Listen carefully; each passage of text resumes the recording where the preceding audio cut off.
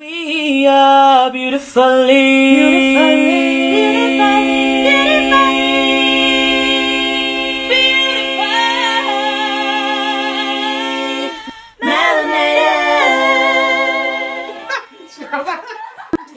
Melanated Podcast. I'm one of your hosts, Sarah, and I'm here with my co-hosts. I'm Karen. And I'm Kay, and tonight we're going to talk about love. That many splendid things, the topic of too many love songs to count in my childhood and even now. We are going to talk about all kinds of love. So buckle up, get ready. Sarah, would you lead us off? I can do, definitely. Thank you, Kay. So when I think of love, I think of what I used to think when I was younger. So when I was a young lady, I'd say between the ages of like 18 to 21, was when I first started really thinking about what love would mean to me. And I think it meant for me that someone was besotted with me. Someone was going to be besotted with me in my fantasy of what love was.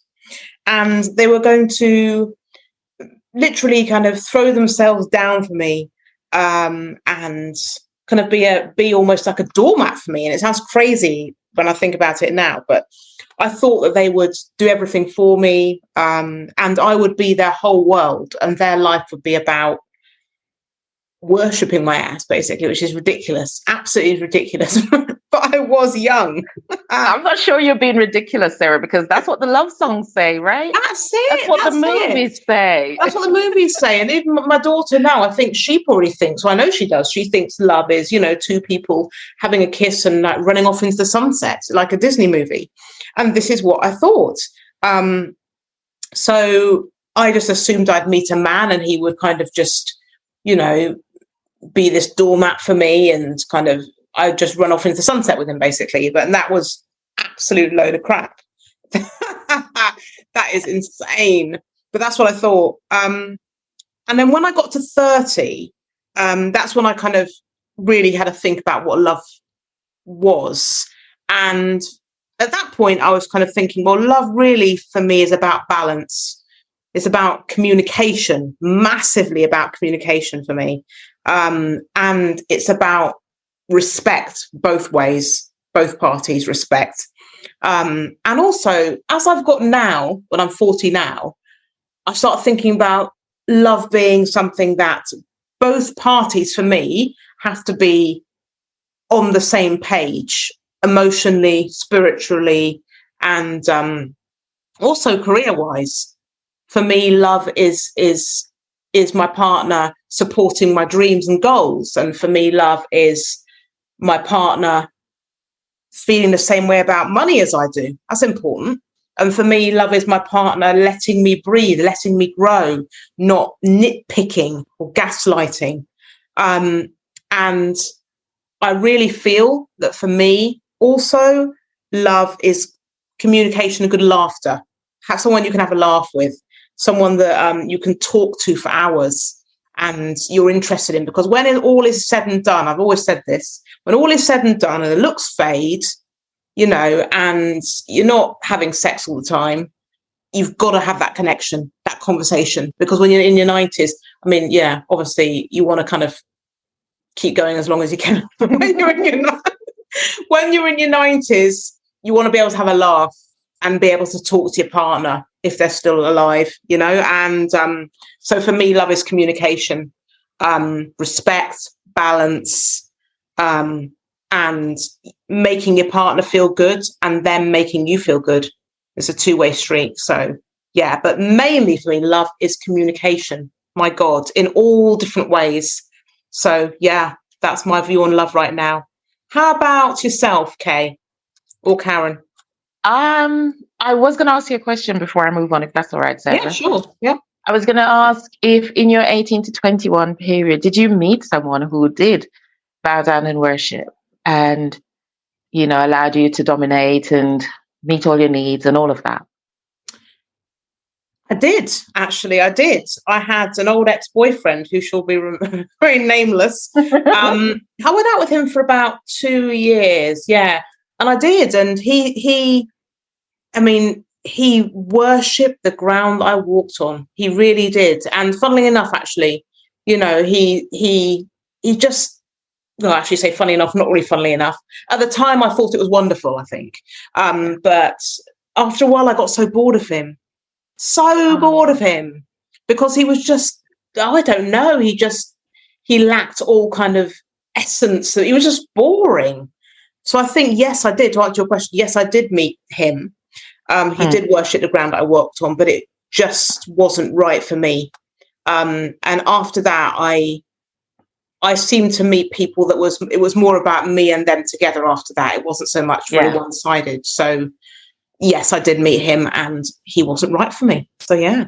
That's good to know, because there will be young women who think now that that's how it should go. The stuff of love songs, Boys to Men, Joe to See, and all of that. And it's not reality. So love. I don't think my ideas of love was helped by the fact that I stole my sister's Mills and Boons books and started reading them when I was 9. And oh dear. First of all, the central character was always a white woman. I should have known that that's not necessarily going to play out for me that way. But I definitely thought, like you, Sarah, that love had to go that way. That there was always some rescue involved, that a man would just swoop in and solve all my problems.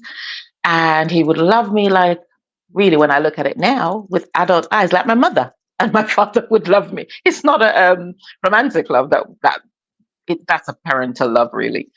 And then, of course, growing up in Jamaica, I always had the wife's view and the side chick view. Not me personally, I didn't partake, but it was quite usual to see a married man with a mistress, his other woman, and the wife and the side chick would know about each other. And I always wondered, well, how does that love work? Because that doesn't feel very loving. The rage that would, evoke in me, I wouldn't feel loved as a wife. And that kind of put me off a little bit of wifehood, because if that's what love is, where I had to be hurt and there always had to be some drama or trauma in it, then so I lost myself in the Mills and Boon. I wanted that love story because that felt far better than cooking, cleaning, washing, ironing, meeting all my man's needs, only for him to go off in the evening and see his side chick. No, thank you. Got married very young, which was, on reflection, too young. And I think I did bring some of those ideas into the marriage. So it was difficult growing up with my then husband, because I think we both had fantasies of love, none of which was necessarily in reality. And so we did grow apart eventually. And I would say, certainly in my late 30s, I've come to know what love is. And I will always thank my son for that, because I always say he came to show me what love is, because you'll probably never love another human being the way you love your child. And yet he would do the most unlovable, rejecting, horrible things. And I still had to dig deep to find the love. And that's when I started to widen it a bit and think, okay, let me think about love as a wider concept, not just man, woman. But what does it mean to love? To really love someone who, at times is unlovable. And perhaps in my 40s is the first time I've delved into self-love, really. It was a word I would throw about, a phrase I would throw about. You got to love yourself first. But I'm really only now drilling down into self-love. And it feels fabulous. I often joke and say I'm the person I've been looking for this whole time that I've been in relationships where it never quite worked out. I am the person I was looking for the whole time. So now I think I'm in a position to receive love in my life, romantic love included, where it's not fantasy based. I see your hands up there, Sarah. Which is based in reality. It will be two human beings coming together and thinking, how can we make each other's lives better by being in it? There is no horse. There is no rescue. One isn't better than the other. There's no power imbalance. It's two people saying, let me show you my soul. And that soul is safe with you. That's where I am at the moment. How about you, Karen? Well, you both said some really interesting things. So I'm going to start by, like UK, kind of broadening this. So I looked at the dictionary, actually, for the definition of love. And it kind of says something like, an immense feeling of emotion for another human being, right? So and affection, I think it said. So the love I have for my children, for example, is an overwhelming feeling of immense love and emotion. And it is unconditional, which is what you touched upon, Kay. The love you have for your son, in particular, you were saying, no matter what he does, you still love him. So that's definitely the love I have for my children. And actually, I think I really first had a good understanding of love when I think about the love my mother has for me. No one in the world will love me the way that my mum loves me. I know that. Wow. That is, she is, it's hard to put in words, but that love that she has for me will never be rivaled. It is, yeah. So then I thought about romantic love. And I think it's slightly different because I think it is conditional. I think there are conditions attached to it somewhat. But I think that romantic love is separate and is not always synonymous with a relationship. I think that they can be quite different things. And I think sometimes we confuse them, right? So I think ultimately what we'd like to have is you'd like to fall in love with somebody who falls in love with you. You show each other love and you decide to have a relationship.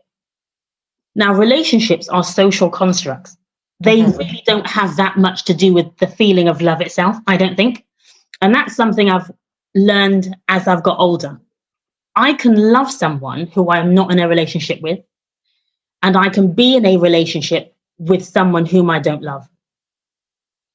So Part of the thing. They're quite separate. So, yeah, as I say, I think ultimately what you want, or what I would want, is to love someone who has chosen to be in a relationship with me. A little bit like what you said, Kay. You're choosing to go on this journey with this person.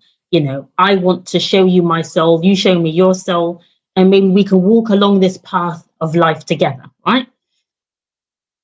That can be quite tricky because you're trying to line up lots of different things.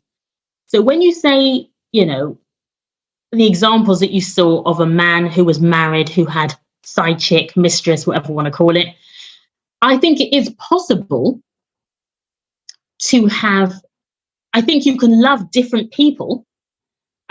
Whether you can be in love with two people, I don't think so. I question that. But I think a man can love his wife in the sense that he feels affection for her, has respect for her. She's the mother of his children. Whether that passion and that kind of, I don't know, the other stuff that perhaps he's getting from outside is present, I don't know. And I guess that's why it happens so much. Would I want that? Absolutely not. But I do know women who are in relationships where they know the man is married and they love them. When they describe their feeling towards this man, it is of love, despite the situation. So like Karen, I have to ask you here then. You said love being, the man could respect his wife. Stepping outside a relationship to have sex and be intimate with someone else is not respectable. Now I'm a little bit confused as to, does he love his wife or does he respect her, or what's going on there? Okay, so let me clarify that. So when I say that, I would say maybe he has respect for her as the mother of his children. Because I think that you can feel love and you can give and show love. So is he showing her love? No. Because what he's doing means that he cannot give her love. Because what he's doing will hurt her, and love doesn't hurt. Yeah. But does he have something, for example, my ex-husband, if something should happen to him, there would be an emotional response, because I guess there is an amount, dare I call it, love, something. He is my children's father, and we were married, and we had love at one point. Do I want to be with him now? Would I take him back? Absolutely not. But there is an emotion. So what I'm saying is, I don't know what it is that man would feel for his wife. You're right. It's not respectful to have someone else. But what I'm saying is, he can still have feelings of love, I imagine, for someone. Mhm. But what I'm saying is I don't think you can show love to two people romantically, because loving two women hurts them both, doesn't it? So no, it's not respectful. But I think that feeling love, receiving love, I think this man probably does. He will receive love from two people. Mhm. I imagine he will have an amount of emotion for either. I would imagine he would feel more love for one more than the other. I would imagine. For example, I have a friend, and it's less common that I come across a woman who would describe this. But like I say, I have a friend, and arguably you could say that she loves two people. She said, actually, I didn't think it was possible, but you can, because the love she has for her fiance Mhm. is what she would describe as, a real true love. He is a constant, he's there for her, he's supportive, all those things. And yet there is someone in her life who she feels an emotional attachment to, perhaps you could even say is in love with. Mhm. And that's why I think they can be different. I think being in love can be slightly different to loving. I think I agree. think it's interesting what you say about children, because like you, and I haven't mentioned that, but I feel the same way as you ladies about my daughter. It's, I'd do anything for her. It's an unconditional love. I literally would lay my heart down. I'd put myself down as a doormat across hot coals for that girl, anything she needed. But yeah, I think loves can be different, because I know in my life, the way I feel about my partner now is very different than the way I felt about my last partner, and then the way I felt about my partner before that. These 3 strong relationships, I loved all of them, but I loved all of them very, very differently. And the way I feel about them is very different across the board. So, yeah, do I think that you can love two people at once? No, I don't think you can be in love with two people at once, but I don't. You could you could have a strong emotion for somebody and then be in love with your partner, but just have a strong emotion, I guess. But I don't think that's love.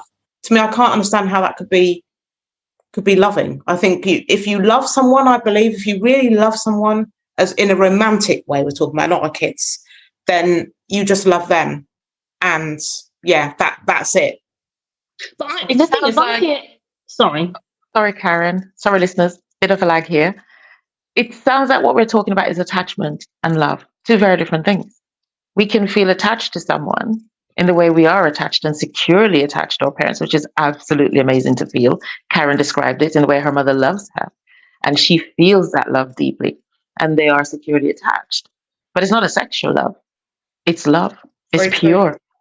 So are we talking about you can have an attachment to one person where you feel absolutely safe in that relationship, but there is not sexual feelings, whilst at the same time you can be deeply, passionately in love with someone else and it's got a sexual component? That's my question to you. 100%. Because then, what do you do about the people that have like 6 wives? We should probably have had someone on that has that. I don't know. Like, do they love all of their wives? Like, do they love? There's a one lead wife they love, and the others they lust after. Because I don't know. You're right, Karen. That for me, romantic love, there has to be a fire in my soul. I have to want to, just be with that person, spend time with them. I have to feel excited in their presence, excited in their brain. I'm a sapiosexual. Their brain, their intelligence. I love intelligence. That's fantastic for me. That's what lights my fire. Intelligence. And I don't have that fire lit with, say, very close, like you girls. I love you girls are really, really good friends of mine. I love our friendship, but you don't light my fire, That's a whole nother podcast.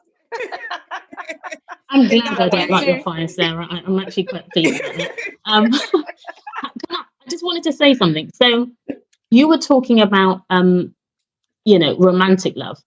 Romantic love is different. You're quite right in saying that if you're with someone, you want someone who ignites that passion. And what I'm saying is, Okay, I think we have to separate out slightly relationships from love as well, right? As I said before, because I could be with someone. Let's just say at my age now, I want to look for a partner. I might not look for someone who ignites my passion. I might say, at this age now, what I want is comfort. I want somebody I can sit with on a Sunday. He's reading his paper and I don't know, reading a book, whatever. Do I have to have that lust, that passion, that thing that makes my heart pound? I might choose not to, not because I don't want to, but because maybe I'm not presented with that in a relationship form. I find often those people who make my heart race are not necessarily relationship material. And that's a whole nother podcast. Oh, I know what you mean by that. I know what you mean, but I don't think you can have that. To me, I can't imagine a relationship where I just didn't want to just be with my partner. I say just be around them to light that fire. I've got to have that. If I don't have that, I just can't imagine. When I'm 90 something, then fine. But I've just got to have it. That's what I'm saying. That's what I'm saying, because I've still got a few years on you, Sam. But I'm saying as I get older and I'm around women of a certain age, they seem to be swapping out that fire for comfort.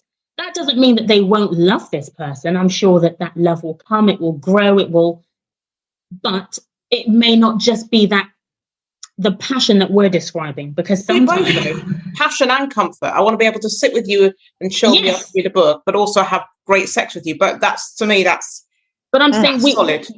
But I'm saying that is ultimately what everyone wants. And what I'm suggesting is that sometimes you might, well, no, not you might.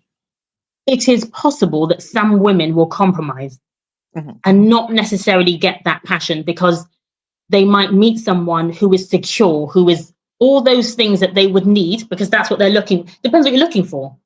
I could be in a passionate relationship with somebody. It can be fireworks, right? But to have a relationship with them, maybe it wouldn't work, because I think they're different. Relationship. What's that? Listening to you describe the comfort bit, I feel so bored. I'd rather just see my girl. Old Granny Karen, you go see your thing. You go see rather see my friends. I'll go wild. I would rather just see my good girlfriends, if that's I'm the same. I don't want to have comfort. Not have comfort yet. No. I'm bored silly already. I don't want that. In actual fact, I don't even know that I want a relationship. So I'm going to agree with you on that the separation of love and relationship. Yeah, I think I could happily live the rest of my life with a lover who's passionate and lights my fire and stirs my soul, and never ever share a bed with him overnight. You can go home and I stay in my bed. I don't feel the need to cohabit and any of that outward example of what stays together is. So I don't want the comfort. No, make me hot. Do you know what though, Karen? Can I just say, not necessarily through experience, but I think what might happen in that instance is that your love will grow. It's because women, and I know this is a huge umbrella term and I'm generalizing hugely, but women tend to form emotional attachments much more than men, right? So where a man can compartmentalize, we generally find that really difficult. And once that man lights your fire and does all of that, it is likely that you will want more. It's likely I will choose to love him, and love is a choice. I don't intend to fall into anything ever again. That was the stuff of my youth when I believed in Mills and Boone. Okay, I'm going to choose to love, and if I choose to love this person who, it gets, it still doesn't mean I want anything from him beyond us being together and then making each other's lives better. And I can love him deeply and not need anything else. That's interesting. It's interesting. Well, you let me know when you find him. I will. If you hear me singing Tina Turner, what's love got to do with it? That's where I am at the moment. Would you say, is this based on your past experience? Where's this coming from? Is this from, like I say, experiences that you had? Yeah? Okay. Based on experiences where the words I love you did not match the actions. And therefore, I almost have a visceral recoil from that word, I love you, because it doesn't mean anything if it's just a word or a phrase. I agree. Do you not The feel love has to match up. Do you not feel though that one day you might meet that person who matches the word with the action? Do you think that maybe that could happen? And would you embrace that's what I'm that? saying. I would embrace it, but I don't want to marry him, and I don't want to live with him. I just want to be free. I'm a free spirit. Maybe marriage was never meant to be for me. I don't feel the need for any of that anymore. And yet there was a time when I desperately longed for it. My ring finger would be aching for a ring, and I buy a ring and I stick it on there because I love myself. But I don't want that anymore, because those outward shows of love can mean a hell of a thing behind the scenes. I want a man who doesn't have to say, I love you, Karen. I love you, Kay. I love you, Sarah. But who will show it. Agreed, 110%. In my experience, Absolutely. I was with a man who said, I love you, I love you, I love you, I love you. And in the end, he did not show me love. And, my partner now shows me acts of love. He doesn't even need to say I love you all the time. I feel the man's love and see what he does for me. So that's a different, I'm with you on that. This whole empty, I love you all the time, to me is like, that's stuff of my early 20s. Absolutely. I'm the same. I'm not going to be yattering on. The only person I say I love you, I love you, I love you to is my daughter. Same. My daughter and I, we say I love you to each other about 10 times a day. But she's not. I guess that's to do with somebody saying something that was empty. So yeah, that's like anything, isn't it? It's like if I said to you I was your friend, but yet I was never there for you. I never gave you my time. I didn't. Yeah, there's people like that I know too. Yeah, you know what that would be like, wouldn't you? So if I was in a relationship with someone he told me he loved me and yet his actions didn't match that, then I would know he didn't love me. But Karen, this is the worrying thing. Mm-hmm. Sorry, Sarah. No, go on, Kay. I was going to say the worrying thing for me, which is why I'm in the position I'm in now, is in that person's mind, they meant it. When they said I love you, they meant it in that moment. It just didn't translate. So now I don't have the energy to go figuring out, does he mean it at 12:20 and not mean it at 5 o'clock? Or just don't say it. Okay, there's something I want to mention here. Your daughter, Kay, actually at Sarah's dinner party one evening, asked me, how do you show love? She said. Wow. That was such a good question, because actually I had never really thought about it. So I was talking to my daughter, my eldest, and she said, I think you show love in acts of service. I said, what do you mean? She said, I think you're a giver. You do things. When you love someone and you want to show them your love, you do things. So you will, I don't know, I suppose for my children, I'm attentive. And I thought, wow, yes, I do that. A bit like the way that my mum would serve my dad his dinner and sort of like wait on him hand and foot, right? That's how she showed love. And I think I'm a little bit like that. Sometimes people don't show us love the way that we need to receive it. So my ex-husband felt that I didn't show him love. And it wasn't for the lack of me trying. I thought I was, but it wasn't the way that he needed to receive it. Sometimes that can happen. So you've got empty stuff where someone's just saying it, rhetoric, I love you, it means nothing. I think that's slightly different from when someone does love you. And that's where communication comes into it, I think. If I was loving my husband, but not in a way that he needed it or the way that he needed to receive it, that would have been a conversation we needed to have. So he could say to me, look, I need this from you. And then if I loved him, I would make the effort to give him what he needed, and vice versa, right? So that's why I think communication is so important. So I think they're two different things. Somebody telling you they love you and they don't mean it, that's what can we do about that? But somebody who does love you, but they're not able to show it, or they're not giving it to you the way in which you need it, because we all need love differently, I think. I think we all need, some people like, I don't know, what different ways are there to show love? So here it is. Love languages. Yep. Oh, there you go. 5 love languages. Yeah, I'm holding up my book, the 5 love languages. They are words of affirmation, quality time, receiving gifts, acts of service, and physical touch. And yes, you do need to speak your partner's love language in order for them to feel and receive that love. 100%. 100%. People should know this. Before they get married, you need to know your partner's love language. Got to. Yes. Yes. So mine is...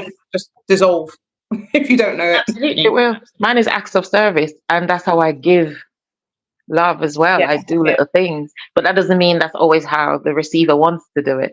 So I'm open to hearing from someone else, what is your love language? But like Sarah said, I know mine. So I'm not going into relationships in fantasy. I know how I feel loved. It's acts of service. Load the dishwasher. Clean the bathroom. Make dinner without being asked. That's very sexy to me. I hear that. What's your love language, Karen? Yes. Yeah, so as I was saying, yes, I think mine is acts of service. I think that's what I do. Yeah. In terms of how I like to receive it, I think I like to receive time. I think someone's time is really, really important. And men often find that difficult because I don't know, perhaps it's the men I meet. But yeah, time is really important. If you make time for me, then I feel I am important to you. If you don't make time for me, then I can only assume that I am not very high up on your agenda. And it doesn't feel very nice. So I think it's all of those, actually. I think I want to receive all of those, all 7. So we're back to Mills and Boone. There's 5 of them. You want the words of affirmation. So the words I love you might have some meaning and importance to you. For me, they don't. Words of affirmation, quality time, receiving gifts, acts of service, physical touch. Well, hell yes, we want all of it. Why not? How about you, Sarah? What's your love language? I'd say mine is well, I know mine's acts of service. One of them, but I also think I do need physical touch, definitely, my partner, and also the gifts one, which I didn't used to think I wanted, but now I actually do like sometimes a small token of affection. Yeah, and to myself as well. When it comes to love language, to myself, I like to be able to gift myself stuff to me from me. You know, I do. I think that's important. That makes me feel good when I go and buy something for myself or save up for something, get it for myself, almost more than the partner, actually. I like to buy myself something. But yeah, so I'd say those 3 particular love languages. Yeah. I don't mean to sound conceited, but I really love myself. And it's something I've grown to do more so over the years as I've got older. I think when I was quite young, I think I just wanted to fit in and be like my peers and, you know, be whatever I think I was supposed to be as a teenager or as a young woman. But I was thinking about this the other day and I thought, I love me. Yes. Great. So you affirm yourself. So do I.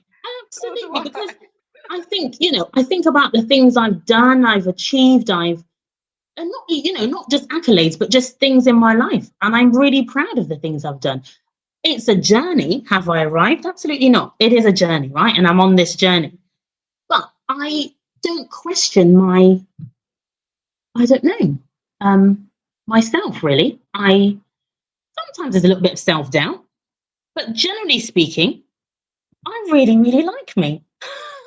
I love to hear that. How did you get there, Karen? How did you get there? There will be young women who do not feel that way about themselves and who are hard on themselves and who say, I only deserve love if I look a certain way, I act a certain way. Their self-love is based on, like you said earlier, conditions. How did you get to your journey to love? Well, I think that things find you. Good things find you generally when you are in a good space yourself. So I think when I've gone through periods of times when maybe I was low, I think I may have attracted someone else who was low. Whereas when I felt good about myself, I'm projecting that, aren't I? And I think I met more so with positivity. It's a bit like when you're in a job, it's easier to get a job. People always say that, don't they? When you're already kind of not whole, is anyone ever completely whole? But you know what I mean? Like when you, just put those things in place that make yourself feel good. And it is difficult, I think, because like I say, when I was younger, I didn't feel this way. It's taken time. But I don't know, I just got to a certain age and I was like, I don't really care about what other people think. All that matters is what I think.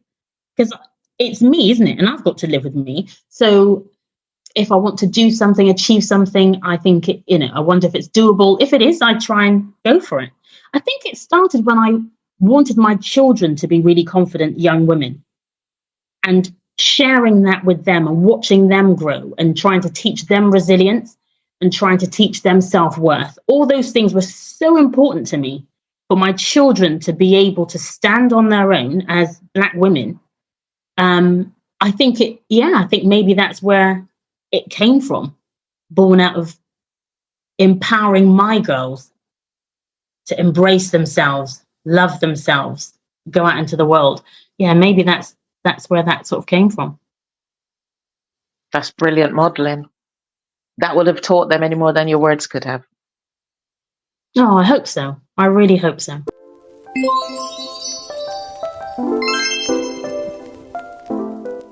Sarah, if you don't mind saying, how did your journey to self-love come? I think it came through years and years of struggling with my own identity and who I was for so long. And a bit like Karen said, I came to the space where, the kind of mental space where I just didn't care what anybody thought about me anymore. I remember talking to somebody at work and they're like, oh, aren't you anxious about this? And do you want to? I said, I don't care. I just don't give a crap. I don't care less about what people would think of me on surface level.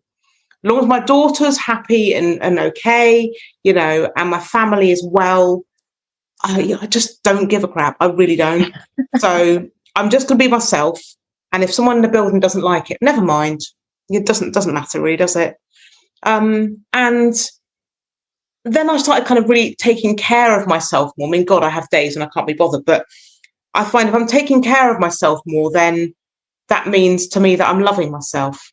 And then I found it actually more peaceful to love myself. Sounds cliche, than to be kind of chaotic and I never hated myself. I was never a person that hated myself, but I think when I was a bit younger, I kind of looked out for kind of outside people to give me confidence. I was always confident, always been confident, but I looked to others to give me confidence, whereas now I give myself the confidence. Sure, my friends are great. They kind of feed into me feeling confident, but I don't look to anybody else to make me feel good. It's about me. I need to make me feel good. So it's in the process. Like Karen said, it's a lifelong thing. And I am very much, like Karen said, into teaching my daughter about loving herself, loving her skin, loving who she is, loving her hair, and being confident. I like to teach her to feel confident in herself. And I ask her, does she know what confidence is? Yes. And we talk about it. And she'll say she feels good and she feels beautiful. And that's what I want. I never had that when I was a child. I was never allowed to talk about feeling beautiful. It just was never a conversation that came up. So that's my journey. I'd say mine came through therapy. Lots of it. I was that young girl who hated herself. My worth was very much tied up in how I looked. Very image focused, but that's societal. I kind of internalized those messages that you're only lovable if you're a size 8 to 10, if you're toned and firm all over, if you have perfect boobs, long hair, colorism somewhere in there as well. So there was a lot to grapple with, and I am not naturally a slim girl. So I would say it wasn't until maybe 5 or so years ago, I kind of thought, you know what, I'm bloody marvelous. I am marvelous. And what's in me is so amazingly beautiful that if someone can't see that and love it, they don't deserve to even be in the space I'm in. I am lovable. That's right. Absolutely. And I passed that on to my daughter because she too had the same challenges of being curvy in a world that's obsessed with thinness and thigh gaps. And so, yeah, I had to work with her as well. She's at the place now where she thinks, she looks in the mirror sometimes and she goes, "Damn, wow." And she absolutely loves herself. But it's a battle. And I affirm her, she affirms herself, I affirm me. I would recommend for anybody, and I'm not just saying that because I'm a therapist and we're all in the field of mental health. If you are not in love with yourself and you can afford it, get some therapy, work through it, because until you love the self that you're in, this is the longest relationship you'll have over your whole lifetime. If you want yourself. 100%, yeah. So unless you love you, I wouldn't necessarily say when you say to someone else, "I love you," that's trusting, because how can you love someone else outside of you, but you can't love the person that's inside you? Where are you loving from? What's the basis for this love? And I think that's the mistake I made in getting married too young, because I didn't have that self-love, but I was determined to pour what my version of love was into my then husband. But of course, that was always going to fail because it wasn't built, it had no good foundation. It was fantasy.